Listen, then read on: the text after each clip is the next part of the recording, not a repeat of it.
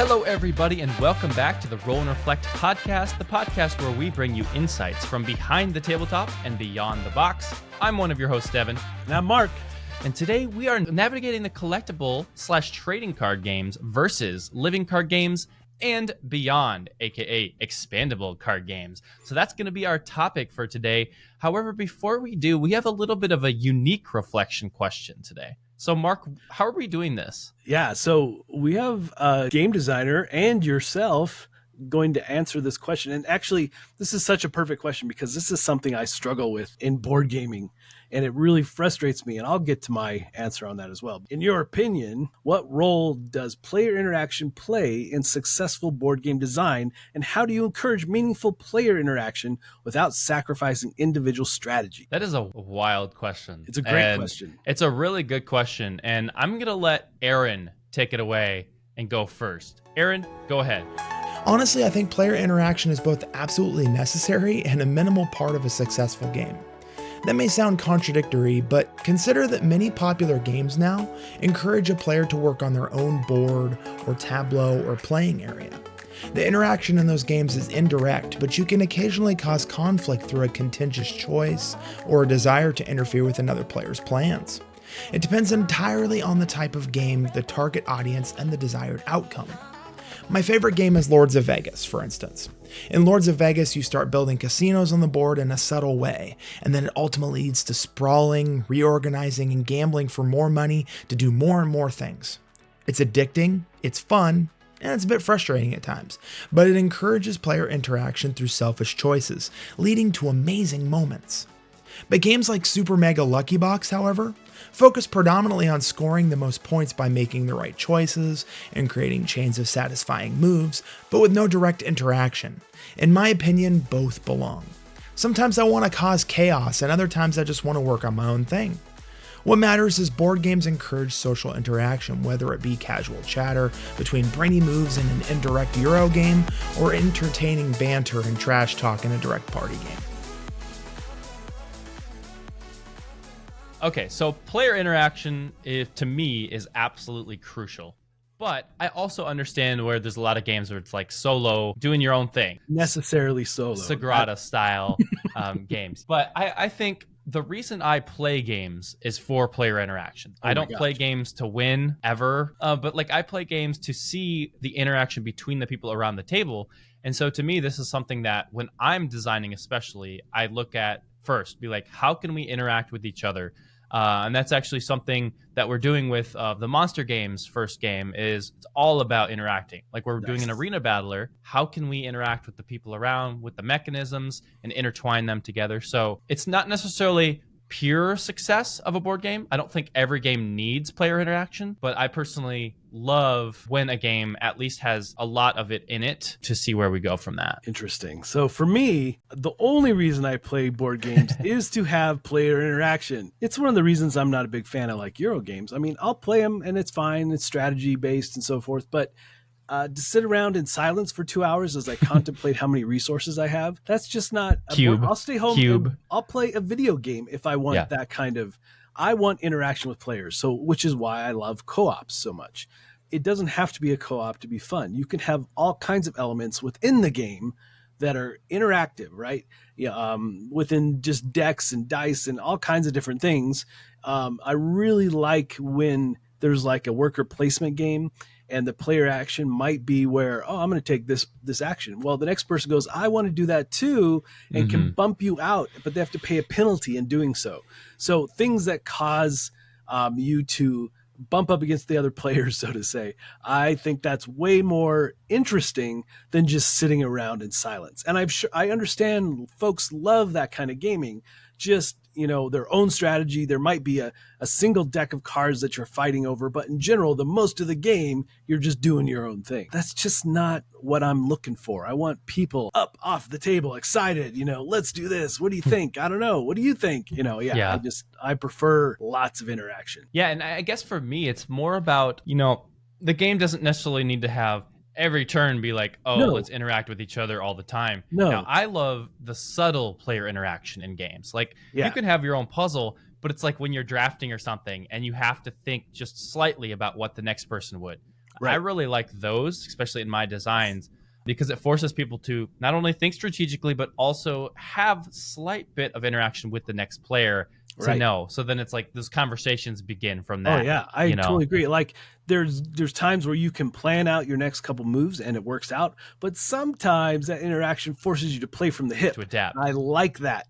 You know, just like life, it's uncertain what's going to happen next. Yeah, and to encourage meaningful player interaction without sacrificing individual strategy. Like I said, in the designs that I always like to make is like I like when there's something so small that the next player, like you said, will have to adapt.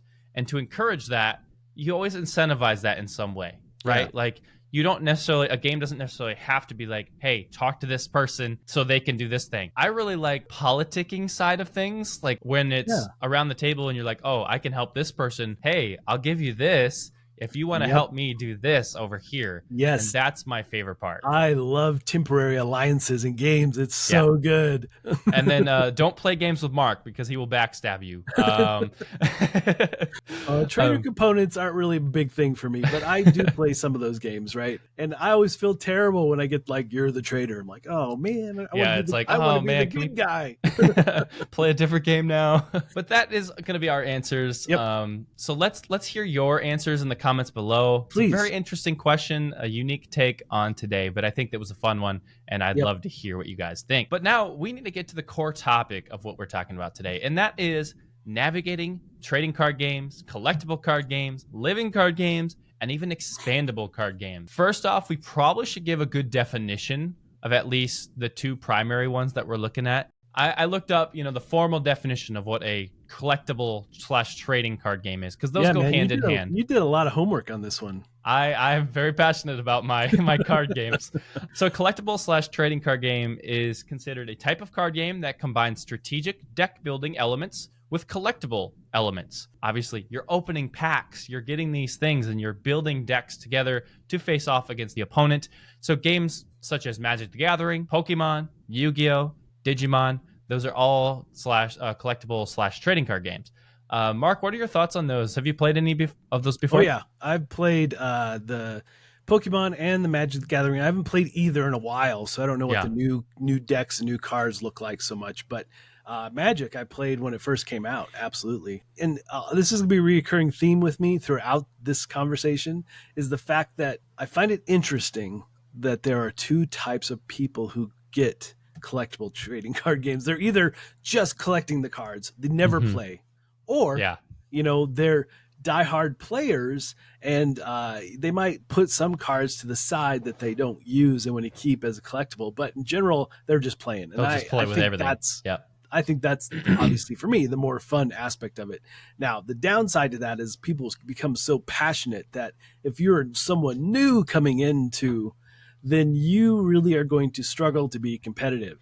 So I'm always on the outlook for TCG games that are competitive out of the box. I've never seen this game. I can play right away. So that's the thing I find about trading card games in general that frustrate me, is that I can't just sit down and be competitive in most of them. Because it's almost all about like who has the better deck, who is built with better cards. And that's one of the biggest downfalls, I'd say, with trading card games, is usually it's whoever pays more money, right? Because it's opening the packs and it's usually random, or it's almost always random. As opposed to like me, who might buy a single booster box, where this guy I'm sitting across from, he bought 10 booster boxes to find all. I'm like, what? I still have a very distinct memory in one of my pre-releases, because I'm a Magic player. I'm a huge Magic player. And I went to one of the pre-releases, and the guy across from me, I didn't know anything about the decks. I went in with a draft, not knowing cards. The guy across from me pulled 3 of the best cards in the set and just went to just blow everyone away because he had the 3 best cards. And he was an awesome guy and respectable, but it was just like, man, that felt terrible, couldn't do anything anymore. I figure that's going to happen. So I try to just have fun with the cards that I have.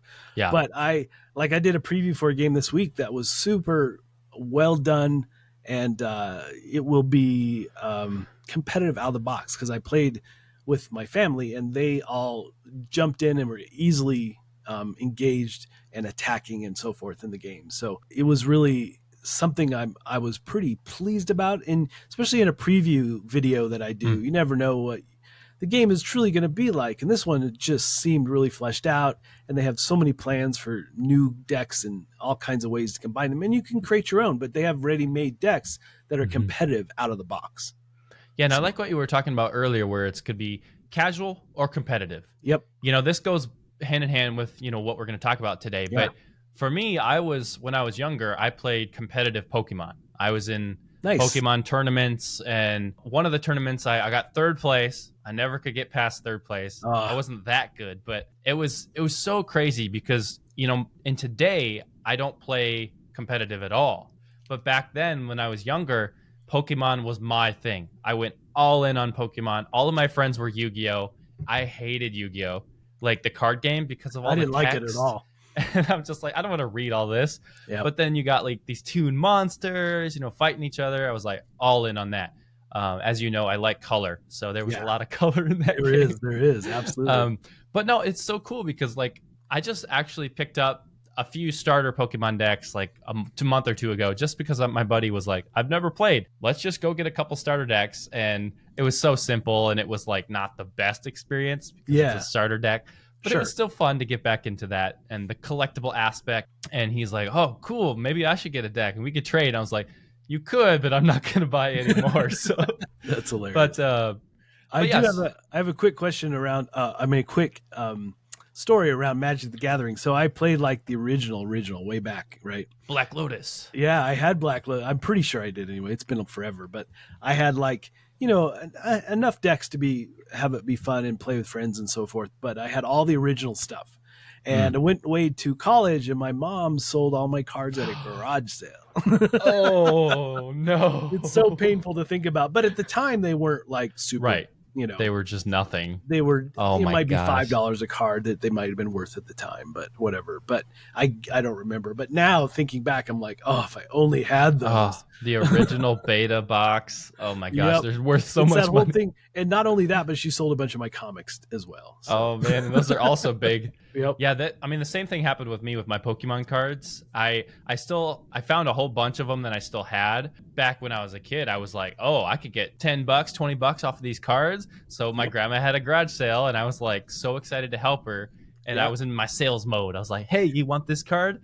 So I sold all my stuff. And I, to this day, am so mad because I had the original Charizard. Oh that's my going gosh, for like a crazy amount of money. Yeah, right. And I sold it for like $10 back in the day. And it's like stories like that pain me. Yep, I hear you, man. And it's funny too. I would love if you could track that card, right, and see how many hands did it change before the person who has it now. Yeah. Is like, and where is it now? Is it in a shadow box, or is it like getting played? It's not getting played. We all know that it's in a shadow box. So it truly is a collectible thing, right? And not all TCGs are super collectible, right? Because they end up kind of fizzling. Yeah, I mean, there's obviously the ones that stand out that you listed. So Lorcana's the newest one. Well, and I know Star Wars Unlimited. Well, I guess Star Wars. That's Unlimited really the new one. It's the new one. Out. And the next set of boosters are coming out. I can't remember the name off the top of my head, but I'll probably get one booster box. That's what I did with the last one. Although I was able to get a second box, and I'm debating, do I just keep it and store it away? And sell it later on. Yeah, like in 5-10 years. Yeah, that's what I did with I got Magic cards. I usually would buy a booster box, and then I always got those fat packs, is what they originally called them. Right. With the big dice, the spin down. I have a whole bunch of them in there, and I'd always keep one and then save one. I ended up needing to have to sell them, but like that was my idea. It's interesting the path those take. And I said I would not jump into another TCG, but we all say that. My 12-year-old self was like kicking me in the back of the head going, you will buy these. You will buy Star Wars. Yeah, I know. I'm hearing a lot of buzz about that right now. Yeah. I've enjoyed it. I haven't done anything like super competitive with it, but it's been fun to go through the cards and create the decks, and see all the Star Wars stuff is there. So it just totally draws me in. I also wrote down the key elements and benefits of the trading card game. So I'd like to go over those right now and just do it in individuals. So the first thing is obviously card collection, right? Yep. Like You pay for card packs, you acquire them through random openings. This is really fun and exciting, but it also can be very disappointing and saddening. It's like so sad. It's so weird because the dynamics for a trading card game is like the highs are so high, the lows are so low. I know and even with the Star Wars one, I mean, I got so many of, I can't remember now off the top of my head, but I got so many of several types of cards. I'm like, again. Yeah. Well, and I can still remember, back when I started collecting in Dominaria for Heroescape. That's a different episode for Magic. But and then I remember the time specifically where Planeswalkers were no longer exciting. Right. And it was so sad because like I used to love it. I would go crazy when I opened a Planeswalker, then they got bought out, and then all of a sudden Planeswalkers were less important. And now you see them all over the place. Sure. And now it's just like you open a Planeswalker, you're like, cool art, and it's probably powerful, but it's a Planeswalker. We kind of knew that. So the highs are high and the lows are lows.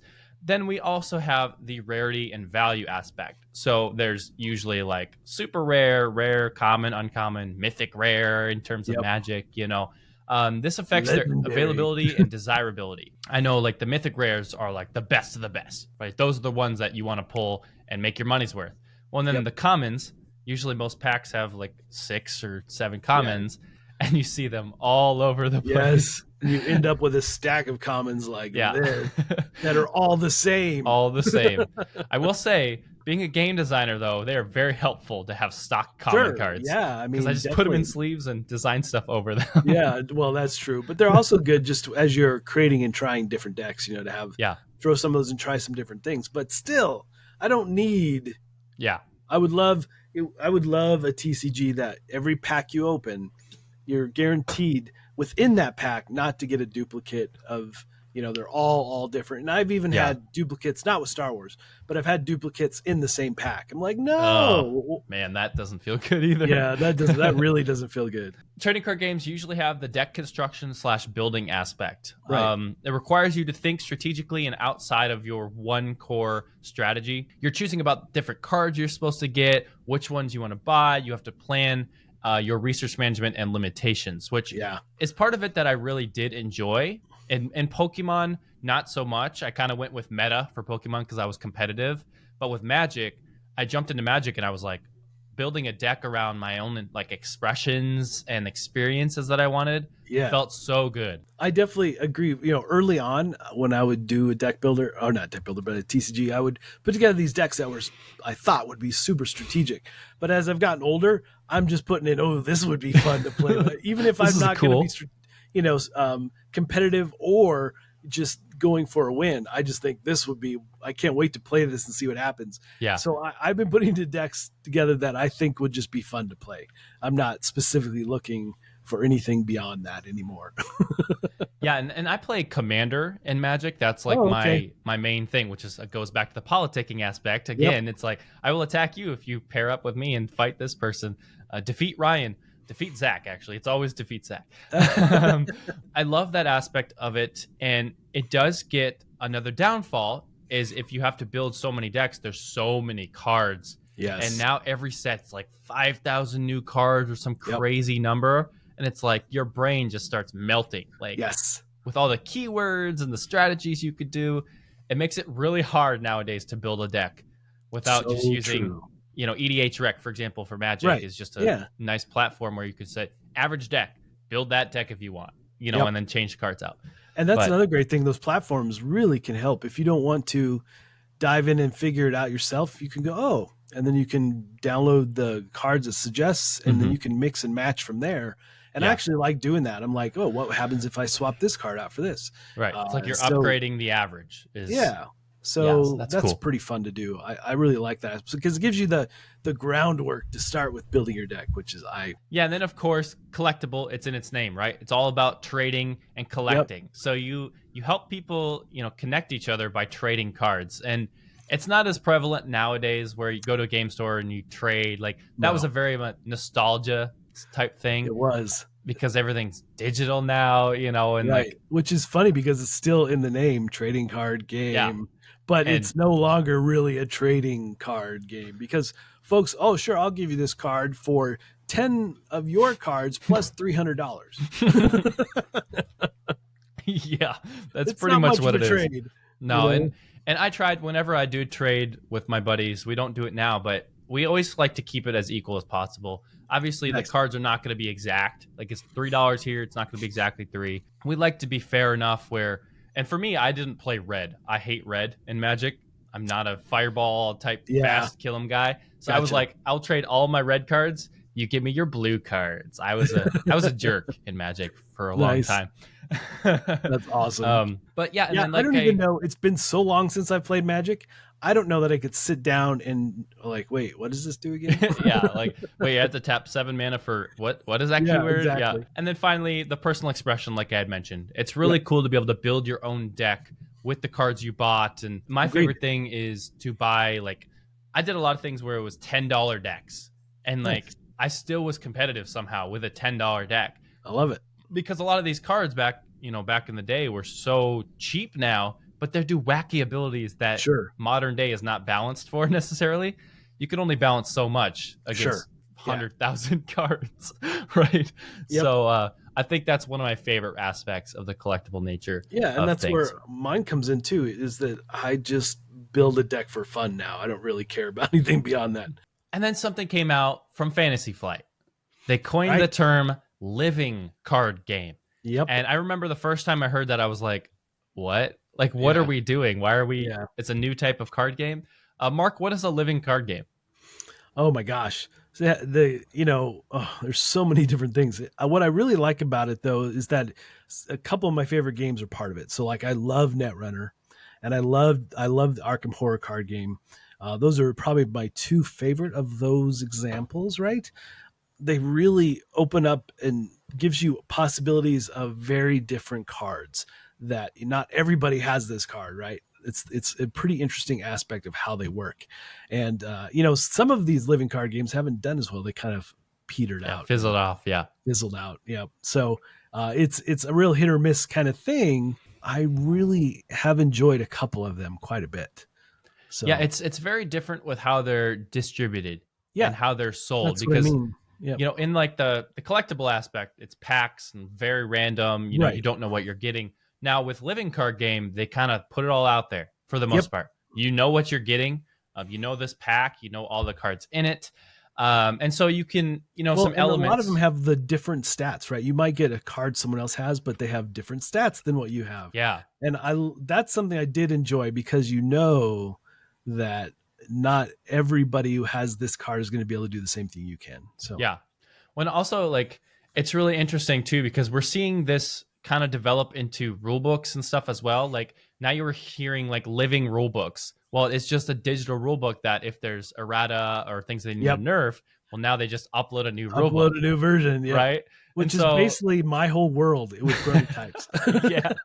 It's like, oh, here's the Word document. Well, here's the next Word document. But yeah, it's like how they're distributed is very different, and how they're sold is also very different. It's usually just on the website or something. Here's a new pack, or here's 5 new packs to expand your game a little bit. And so players know what they're going to be purchasing. It's just they do. A lot less random. And so I know a lot of people, there's a lot of benefits for them because they don't like the randomness of it. Right. Like they're paying good money for it. They don't. Yeah. But the other thing I like about a lot of what you get is like with Arkham is that they're way more story driven, right?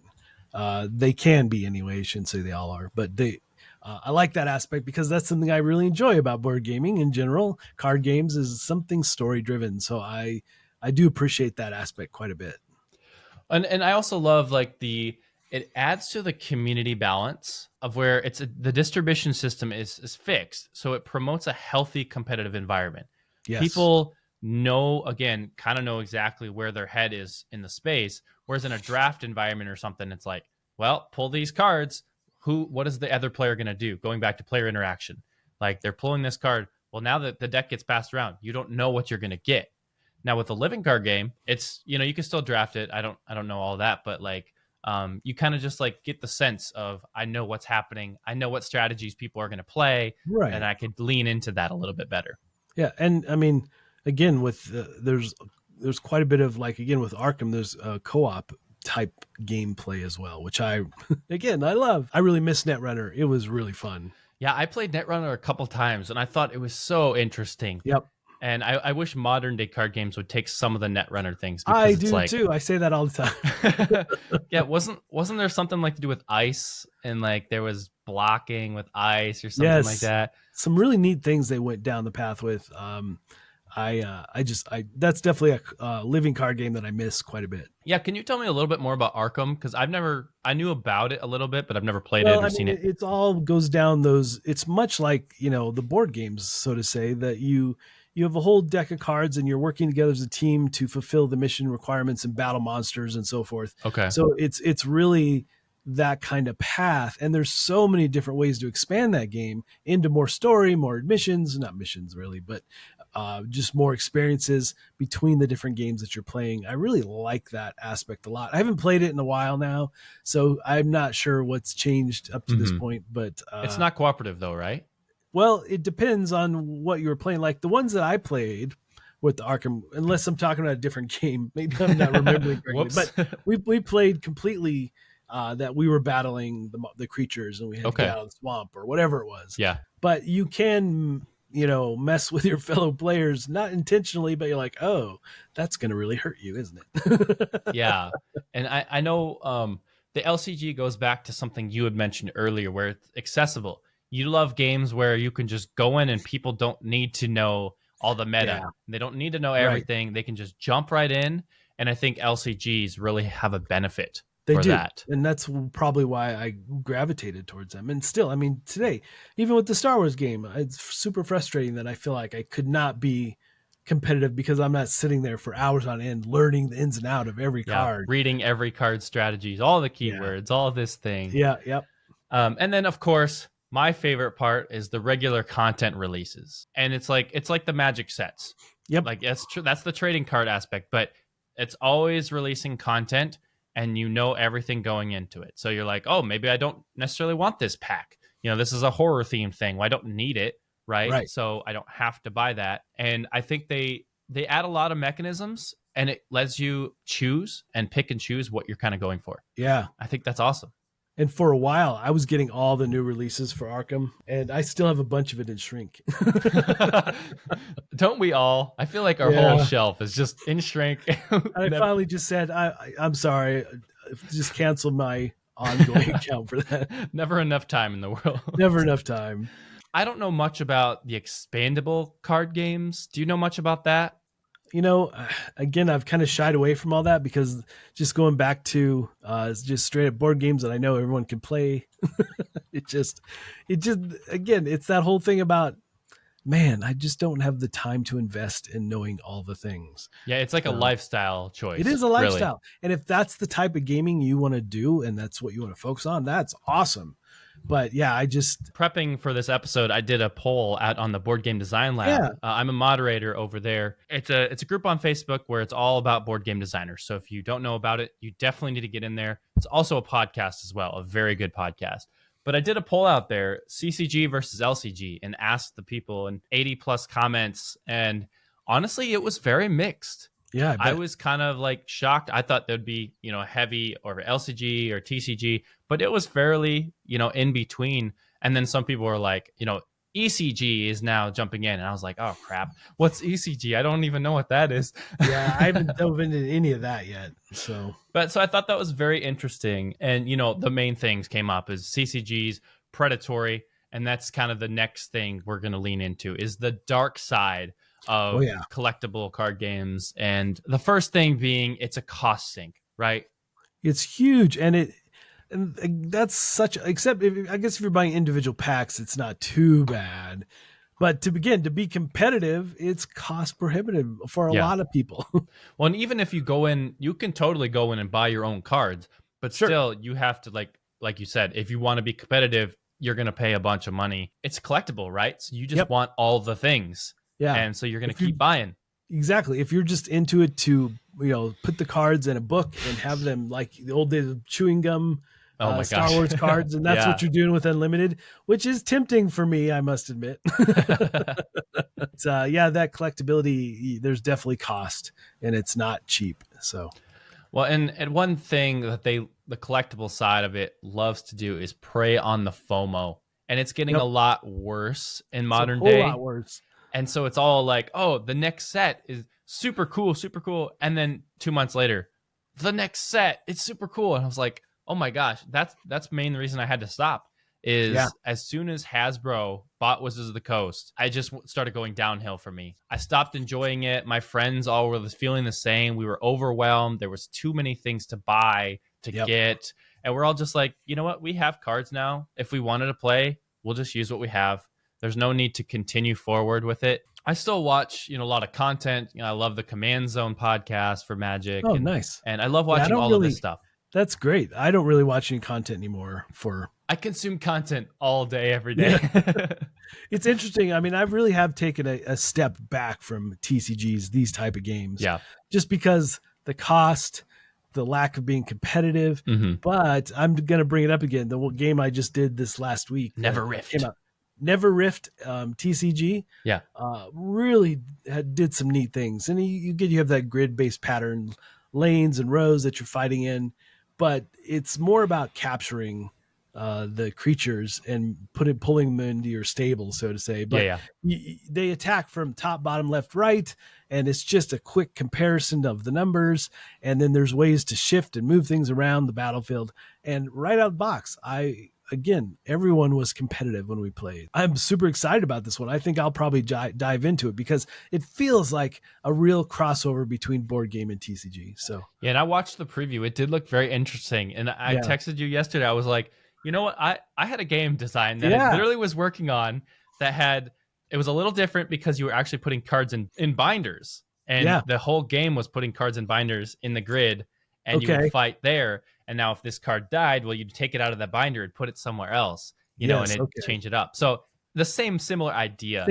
And they have like spells, which are not played in the grid. You just use, there's places though that can affect the grid and move things around, which is pretty neat. That sounds cool. Not only does it become like it is a TCG because you buy boosters and all that, but then it's kind of a board game too. But then it's also an abstract at times as you're shifting and puzzling out how the best strategies are for getting the cards and conquering the cards, so to say. And it's not like you conquer them and then you get to use them. No, you just take them out and you flip tokens over and show that you now own this card during this game. So, so it's just about who conquers the most beasts and brings them to their side. So I like that aspect too, that it's not just about vanquishing, but it's about capturing. I really wish, the whole trading card game thing is like everyone tries to come out with a new trading card game. And it just seems like you're never going to compete with Magic. The closest one has been Lorcana. And even then, Magic's just toppled over. Nothing is it's just not even remotely close, right? No. I mean, and I really like when a trading card game or an LCG for that, it just something different. They're all so similar. And don't get me wrong, I love those mechanisms. Like the play a card, you do this triggered ability, you do this, kill that thing. Like I love those things.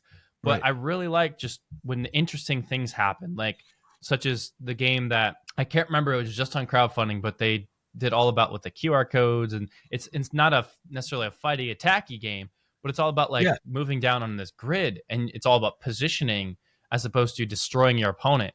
And I thought that was really cool. And I ended up backing that, and I'm very curious to see what they do with that. But games such as Radlands, it's not a TCG, it's not an LCG, but it has that vibe. It has that vibe. And games like that, I'm really leaning towards because they don't prey on your collectible. Here's 15 other sets, right? And I mean, they just announced the Cult of Chrome expansion. They just announced that for Radlands. And I know Mark's going to be covering it. I hope so. I definitely threw my name in the hat for it. So we'll see. I'm so jealous because I love Radlands, as you all know, in episode 2, I believe 2 or 3. So, and real quick on the Star Wars Unlimited, if it had been just some other random sci-fi universe, I wouldn't even have given a second look. Yeah, they knew what they were doing because this is not something I would have bought into. It's only because it's Star Wars. Yeah. I can't wait for the episode with you and someone else talking about Star Wars, because that's going to be I wasn't in the Star Wars world necessarily, so that's all you. I have been there for a long time. but But that's really the discussion here is the trading card games. I mean, you kind of already knew going in what you were going to expect. Is trading card games are awesome, collectible, highly interactive, but there's also a downside. Costs sink. It's just FOMO. You have to do everything. And the highly interactive part is something that does draw me in. Absolutely. And it's very different playing competitive versus casual. And I generally only play casual, which I find to be more fun anymore anyway. Because only casual now. I do some wacky things with decks. I'm like, oh, well, that didn't work. Yeah, very much nowadays. It's like, especially playing Commander is we want to all just do the thing, right? Yep. Like we all just want our deck to do something fun. We don't care about winning. It's just like the inexperience, I just want that moment where you play that card and like everything is wiped out, or you get to suddenly play 4 more cards and they're like, what? Draw 6 cards, play 2, do this, do that. I just love those moments. You're like, yeah, that just happened. So that's our discussion on trading card games, living card games, and expandable card games. What do you guys think about each of these? Let us know in the comments below. We'd love to hear your thoughts, but until next time, we have to talk about the Beyond. So, Mark, are you ready? Yes. 1, 2, 3. The Beyond. It might be one of my favorite segments. Well, just because it's always something different and new to talk about. Yeah, right? You have a very interesting one. So let's go ahead and talk about that. I have never in my life been a car guy at all in any way. And not recently, but in the last 4 or 5 years, I've got my first Mini Cooper, which is a Roadster, which I love this car so much. And it totally turned me on to this whole thing about life is too short to drive a boring car. Yeah, nice. And these are the Minis are literally adult go-karts. And so we had a second car that was just a standard, low-end Mini 4-door hardtop. And it kind of reached its end of its life. For us anyway, and it was a little too small, so we traded in for a larger, again, used car, so it wasn't crazy expensive. But we got a Mini Cooper Clubman, and it turns out that now we own 2 Minis that are straight up no longer made by Mini. So the Roadster's not made, the Clubman's not made, but this was a 2021, and it is a full-on what they call JCW, John Cooper Works. So it's got the bigger engine, all the styling for JCW, and it's got all the awesome tech. Well, even though it has all this awesome tech inside, the new Minis, we went to an unveiling of the new Minis where the only instrument panel is in the middle of the car, and it's this big round circle like it's always been, but bigger. And it has like you can talk to it and you shift by pushing buttons. So it's like Tesla. It's very, but this one has some AI built into it, I believe. Okay. So you're actually interacting with a voice, and it's not just, it's like you're talking to like Kit, Knight Rider kind of thing. So wow. So that was pretty cool. But one of my favorite things, the reason I really put this in here was because on the new Clubman that we got, that has a HUD. It actually comes up out of the dash, and you get all this pertinent information about what the speed limit is. If you do a map settings for directions, it's all right there in front of you. I love the HUD. That's cool. It really makes you feel like you're a in video game. Yeah. Yeah, you're in a video game or a spy movie. But I do believe that I will be a Mini owner from now on forever. That's awesome. Yeah, I just had to pull up a picture because I've never seen one of those. And we have a few people actually in our family that owns Minis. It's probably not that same one, but I've seen that car before. Yeah, and the neat thing about my Roadster is that they only made like 25,000 of them worldwide. Wow. And I have a 2013, so it's got the older styling and stuff, but it's still all like orange and you're lit up. It's convertible. And I've never had so many people pull up next to me in parking lots or just at a stoplight. What is that? Yeah, what is that car? That's awesome. So anyway, I love Mini Coopers, and that's really what this is all about. Interesting. Yeah, I never would have thought to put a car segment, but I kind of like that. Different. My best friend is a huge car guy, so he's one of those guys where you can. We literally one time we were downtown here. I was like, "Hey Chris, what's that car?" And for hours, I sat there just asking, "Hey Chris, what's this car?" He named every single one. I tried to stump him And I was just like, he knew all the details, everything. I was like, dude, how you do that? That's crazy. I'm definitely not ever going to be that level. Yeah. But anything Mini Cooper, I'm pretty excited about. We even joined a European car club just to be part of something. You really are the fancy now. Yeah. So it's, it's like $30 a year. Yeah. But it's just fun. You get together, and we don't really go to all the meetings or anything, but when we do special events or drives and things, we'll occasionally do those. It's just another outlet for fun to do stuff with the Mini, right? So yeah. That's awesome. What a fun little segment.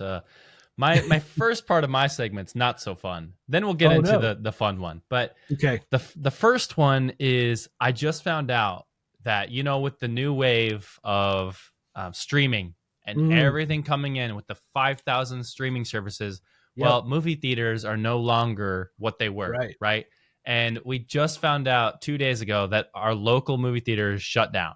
Oh, man. And I was like, I was just going to go there like next week, and it shut down, and the whole place is abandoned now. And I'm just like, wow, man, I grew up in that movie theater. And I don't know, I see what you think, but I don't know if it's strictly the streaming issue. I think it's the pandemic issue that caused this to happen. I think it's threefold. I think it's the pandemic started it, and that really hurt a lot, which because of the pandemic, it boosted streaming even more and made people realize how much less expensive it is. It's the inconvenience factor of, you go to a movie theater, you pay $50, then you don't have anything at home that like, if you're streaming, you can just watch a movie, eat popcorn, go to the bathroom at home. It's really sad because I love the movie theater experience, but like, I understand why it's happening, But I love the movie theaters as well. But the thing here is that now I've become like, because of the streaming and everything that's happening,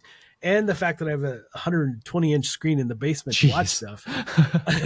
That's crazy. Which is awesome. But now my movie going has to be like IMAX level screens. Right? Because there's nothing better than that. It's just freaking amazing. And the fact is that I'm part of the movie club for our local theater, Cinemark. So tickets are cheaper. I get free tickets. I get discounts on concessions and all that kind of stuff. And sometimes we get pre-release, like you'll be able to go on a Monday before a Friday, a Wednesday for a Friday release. Theater early. Yeah. But the really cool thing about going to theaters now, as opposed to when I was a kid, is the fact that I can just get a seat and show up 2 minutes before the movie. Yeah. And when I was a kid, you would go line up around the theater. And I'm so very happy to not be doing that anymore. Yeah, you just schedule your seat, and you're guaranteed a seat at least, and that's really nice. But I wouldn't go for a small screen, right? No. But the giant IMAX thing, I'm totally there for that. Have you ever done the 4D experiences? I have not. There's a couple in Denver, which I definitely will go do. Okay, I've had some good experiences with 4D and some bad ones. The best experience, I can't remember where it was, but we were in a helicopter, and we were literally, it was all around us, the screens were, and we were flying in air, and the mist was coming here, the wind, like our chair were moving, and my sister got sick, but I was over here like having a blast. So that was a great time. But then the other one was not so great. It was like something in Florida where we went to one of the aquariums, and they had like a deep sea adventure. Well, again, we started in a helicopter. There was just something about helicopters, but then we crashed and we dove into the sea, and all of a sudden, like, a shark came up and ate us. But like, not only did it do that, the 4D experience jabbed something into our back, into the middle of my spine.